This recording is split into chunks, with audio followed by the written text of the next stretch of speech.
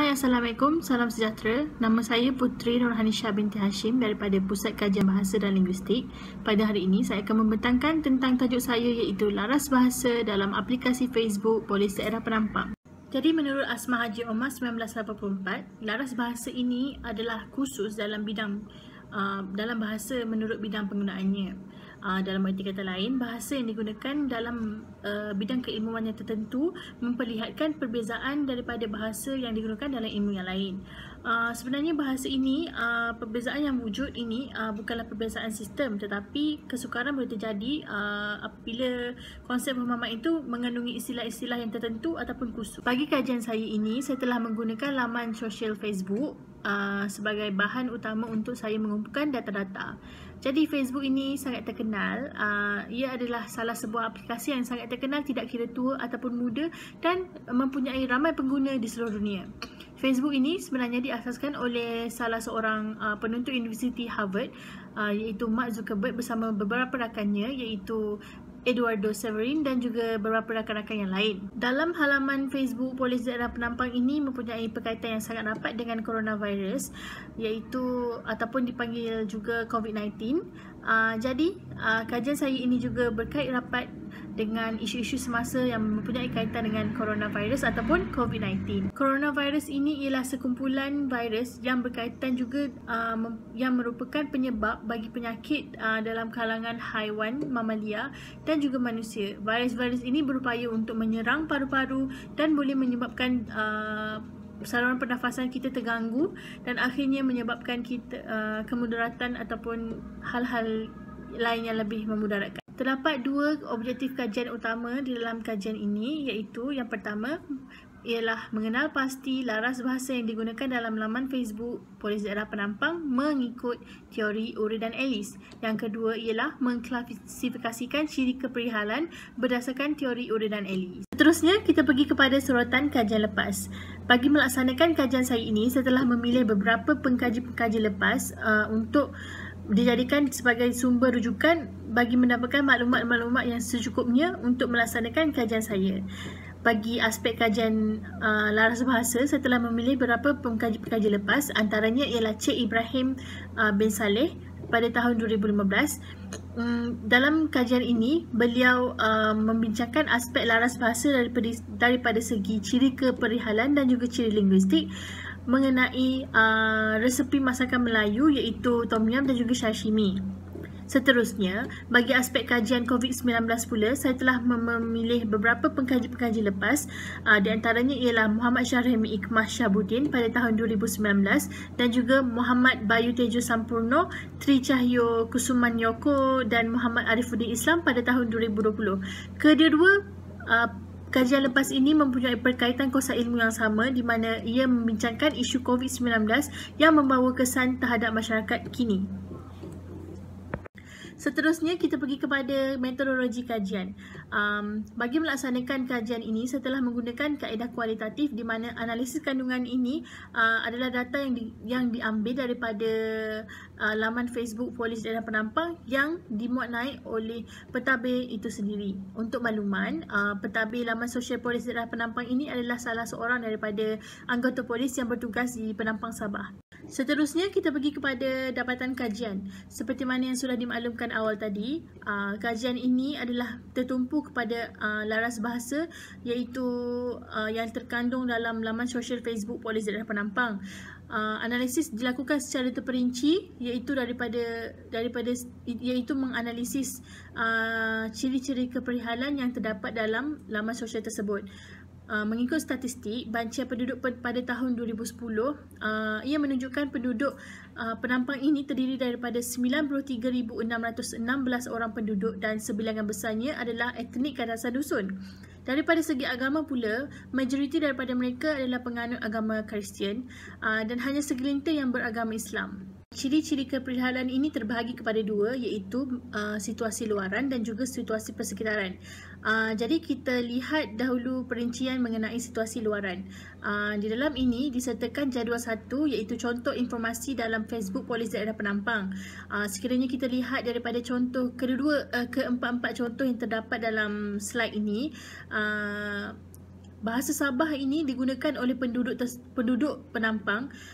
Ia mempunyai persamaan dengan bahasa Melayu standard, tetapi terdapat perbezaan dalam perkataan-perkataan tertentu.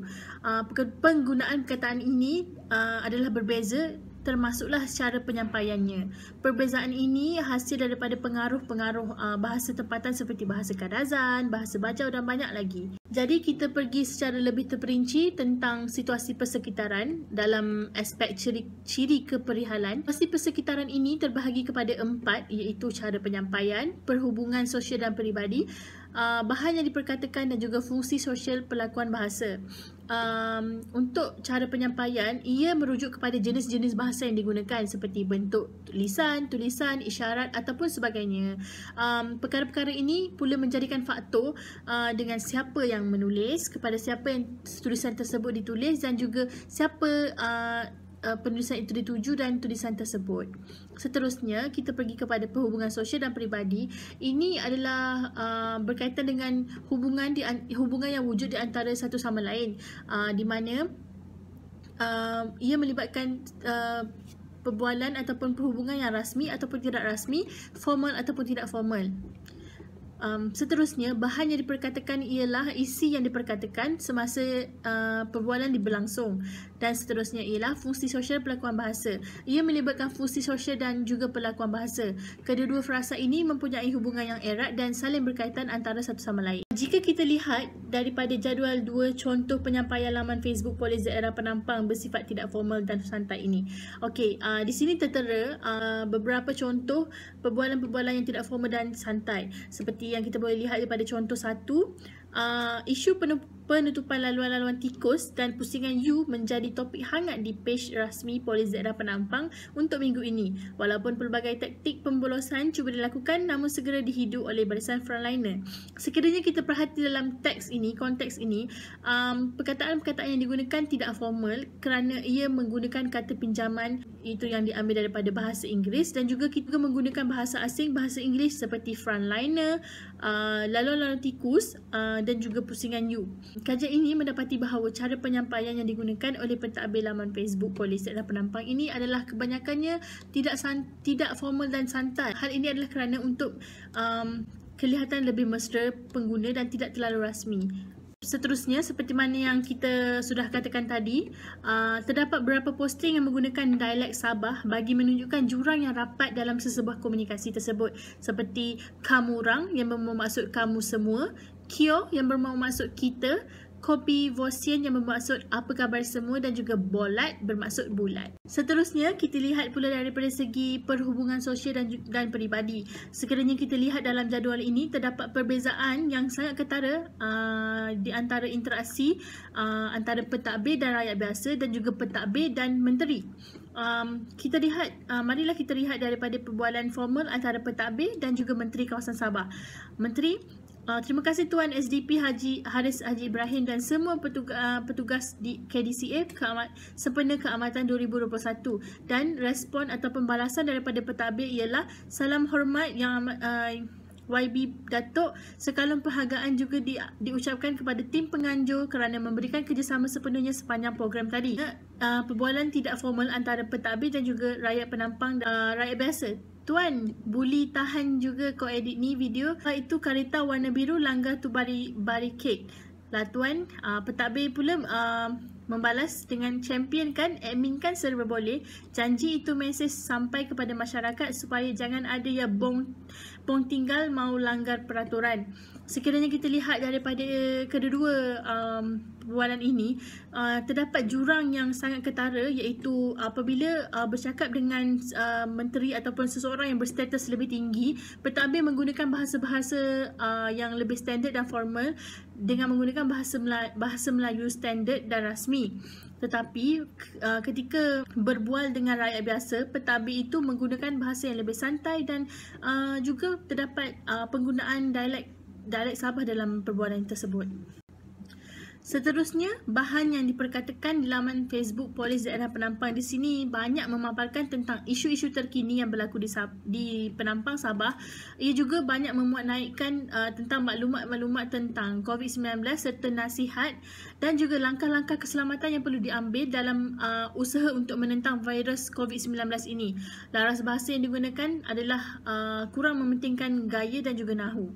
Fungsi sosial dan lakuan bahasa pula, terdapat beberapa posting yang dimuat naik oleh pentadbir laman Facebook tersebut yang berkaitan dengan hari-hari perayaan istimewa yang disambut oleh masyarakat kaum Sabah khususnya Penampang.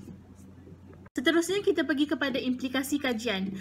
Terdapat dua implikasi kajian yang boleh didapati dalam kajian ini. Yang pertama ialah laras bahasa yang digunakan adalah untuk membezakan bahasa yang digunakan dengan ilmu yang lain. Keduanya pula ialah penggunaan laras bahasa yang sesuai boleh menjadikan sesebuah komunikasi itu Kesimpulannya, kajian ini memfokuskan tentang laras yang memfokuskan dari segi berita mengenai isu semasa dan juga kes-kes jenayah yang terdapat di daerah Penampang. Kedua, laman ini juga banyak memuat naik tentang informasi mengenai hal-hal terkini berkaitan dengan COVID-19. Dan yang ketiga, laras bahasa yang digunakan adalah laras umum dan juga terdapat laras berita. Penggunaan dialek serta bahasa Melayu standard juga didapati di dalam laman Facebook ini, bergantung kepada situasi, latar belakang dan dengan siapa mereka berinteraksi. Jadi berikut terpapar di skrin senarai rujukan bagi situasi penghasilan sepanjang kertas kerja ini dijalankan.